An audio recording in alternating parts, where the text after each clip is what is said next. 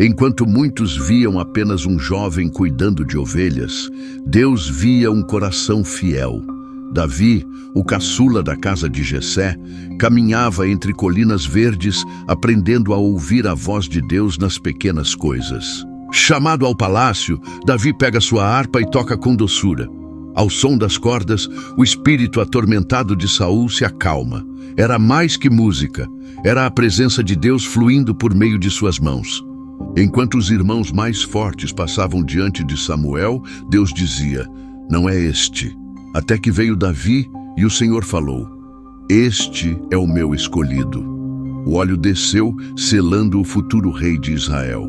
Sozinho nos campos, Davi enfrentou o rugido do leão e a força do urso, não com espada, mas com coragem e fé. Essas batalhas secretas o preparavam para algo muito maior que ele ainda não sabia. Por 40 dias, o vale de Elá ecoou os gritos de um gigante.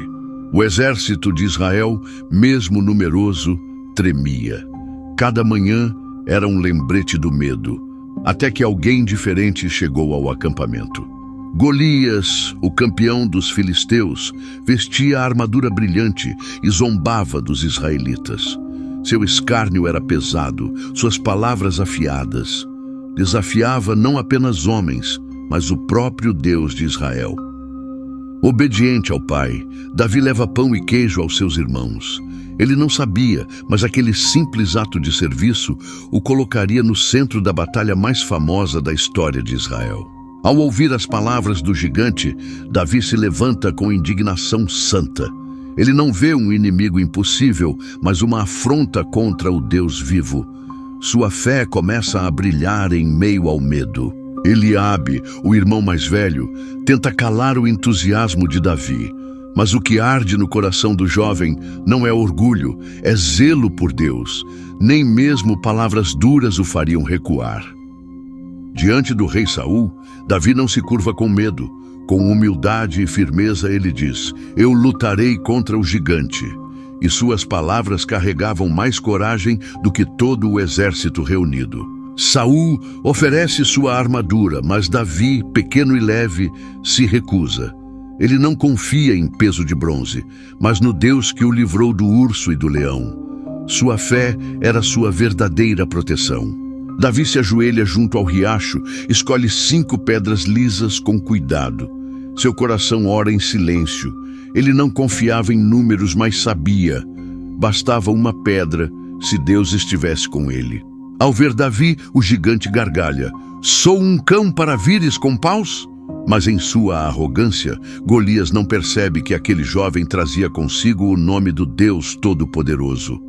Com olhos fixos no gigante, Davi levanta a voz: "Venho contra ti em nome do Senhor dos Exércitos."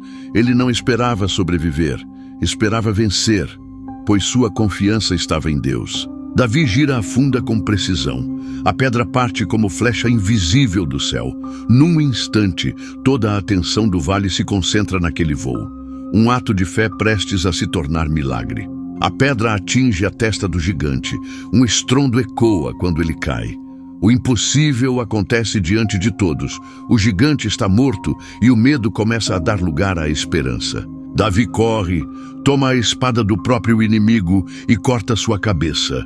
O exército de Israel grita em triunfo. Deus havia usado um pastor para derrotar um guerreiro temido por todos. A coragem de um só enche milhares de força. O exército de Israel se levanta como uma onda e avança com fé renovada. Os filisteus fogem e a vitória é selada naquele vale. Com passos firmes, Davi entra diante de Saul. Em suas mãos, a cabeça do gigante. O rei olha e pergunta: "De quem é este jovem?" A coragem havia revelado o escolhido. Jonatas faz aliança com Davi. Jonatas, filho de Saul, vê algo diferente em Davi. Ele entrega sua capa, sua espada e faz aliança. Uma amizade nasce ali, forte como ferro e fiel até a morte. As ruas se enchem de música.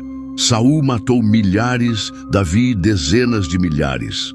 A vitória é celebrada, mas a fama de Davi começa a lançar sombras no coração do rei.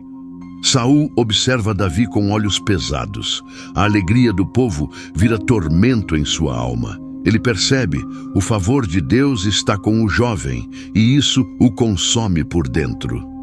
Em um ataque repentino, Saul lança sua lança contra Davi, mas o escolhido desvia, protegido por Deus. A corte assiste em silêncio. A perseguição havia começado. Com o coração apertado, Davi deixa o palácio. A noite cobre sua fuga. Ele sai sem honras, mas com a presença de Deus, que será seu refúgio por onde for. Na escuridão da caverna, Davi vê Saul entrando sem saber. Seus homens o incentivam a agir, mas Davi escolhe honrar o rei. Ele entende que o tempo de Deus é mais importante que a oportunidade. Davi se afasta e grita para Saul, mostrando a orla de seu manto cortada. Ele prova que teve a chance de matar, mas não quis. Seu coração escolhe respeito em vez de vingança. Abigail encontra Davi no caminho. Ajoelha-se e fala com sabedoria. Suas palavras acalmam o furor do guerreiro. Ela se torna instrumento de Deus para impedir o sangue inocente. No campo de guerra, ferido e sem esperança, Saul cai sobre sua própria espada. A era do primeiro rei de Israel termina em silêncio e tragédia. Anos se passaram desde o campo das ovelhas. Agora, diante dos anciãos em Hebrom, Davi é ungido rei. A promessa se cumpre e um novo capítulo começa em Israel. Com bravura, Davi toma Jerusalém e a transforma em sua capital. Mais do que conquista militar, era um passo profético. A cidade do grande rei seria o centro da fé. Com vestes simples e coração fervoroso, Davi dança diante da arca da aliança.